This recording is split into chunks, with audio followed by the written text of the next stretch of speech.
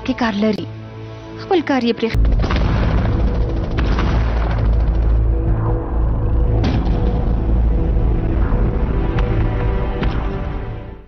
ژوند د اسلامي شریعت له نظره اخلاق